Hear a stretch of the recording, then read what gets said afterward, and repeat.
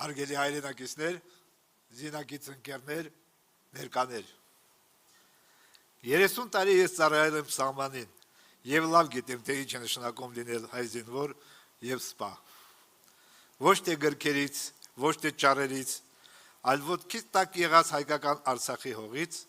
Մարավի ու Օմարի ձյան ցերտից։ Ես լավ գիտեմ թշնամու ուժեղ եւ թույլ կողմերը։ Եվ այդ գիտակցությամբ ես հասկանում եմ պաշտճաշմատրություն։ Մեզ պետք է հակառակորդին ճանաչող եւ համապատասխանաբար գործող բանակ։ Արցախում իմ ծառայության ամեն օրը ես գիտակցում էի, որ սա միասնական հայրենիքի պաշտպանության առաքելություն է։ Այդ օրից ի վեր ես գիտեմ մի բան հստակ։ Ուժեղ Հայաստանի անվտանգությունը սկսվում է ոչ թե մեդալներից, այլ կամքից։ Հայաստանն ապրում է բարդ ժամանակներում։ Մեր շուրջ կան ուժեր, որոնք ցանկանում են տեսնել մեզ բաժանված, թույլ, խոնարհված։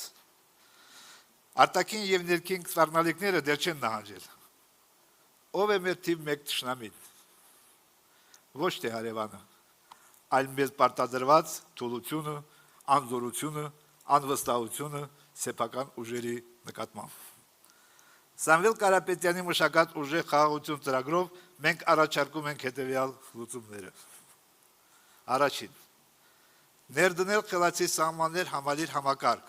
մարդկային գործոնների ռիսկը նվազեցնելու եւ սահմանների անխոցելիությունն ապահովելու համար։ Սահմանագծի ողջ երկայնքով արհեստական բանականության հիմնման վրա սենսորային ցանցերի եւ ինքնավար հարվածային միջոցների տեղակայում։ Երկրորդ. ստեղծել ռազմական հետախուզության եւ կանխատեսման համակարգ, սպառնալիքները վաղ փուլում հայտնաբերելու նպատակով։ Երրորդ. զինված ուժերում միասնական կառավարման համակարգի ներդրում, որը կառավարում է օդային, ցամաքային եւ տեղեկատվական տիրույթների համապատասխան գործողությունները։ Չորրորդ. Հայաստանի անկախության համար տեղական ռազմարտունաբերական համալիրի ստեղծումը մեզ համար գերական նպատակ է։ Դա մեզ հնարավորություն է տալու նվազեցնել մեր կախվածությունը այլ երկրներից ճգնաժամային իրավիճակներում։ Ու բացի դրանից ավելի խելամիտ օգտագործել պաշտպանական բյուջեն։ 5. Հայաստանի երկինքը լինելու է ամբողջովին պաշտպանված։ Սա մեզ համար գերակա նպատակ է։ Ցավալիորեն պատմությունը ցույց է տվել, երբ անպաշտպան է Հայաստանի երկինքը, անպաշտպան է հայ զինվորով։ Հակաօդային պաշտպանության համակարգերի, որսիչ դրոններ, հակաօդային հրթիռներ, ռեփ համակարգեր, խափանման մեթոդներ կիրառմամբ Հայաստանի երկինքը կլինի պաշտպանված։ 6. Ինձ համար պատվի հարց է, որ մեր հասարակության մեջ վերականգնվի հայ զինվորի, հայ սպայի պատիվը։ Հայ զինվորականը միշտ շրջկրվել է առյուծի պես, գիտակցելով, որ թիկունքում հայրենիքն է, իր ընտանիքը։ Նա չի պարտվել, չի խոնարհվել, չի հանձնել, քանի դեռ թիկունքից չեն հարվածել նրան։ Դու ղեկավարի օրոք չենք կարող ունենալ ուժեղ բանակ։ Նա պարզապես ի վիճակի չէ ուժեղ բանակ կառուցելու։ Եղնիկների բանակը առյուծի գլխավորությամբ կրվում է առյուծի նման, իսկ առյուծների բանակը եղնիկի գլխավորությամբ փախչում է եղնիկի նման։ Բանակը դառնալու է մասնագիտական աճի եւ սոցիալական բարձր կարգավիճակի երաշխավոր,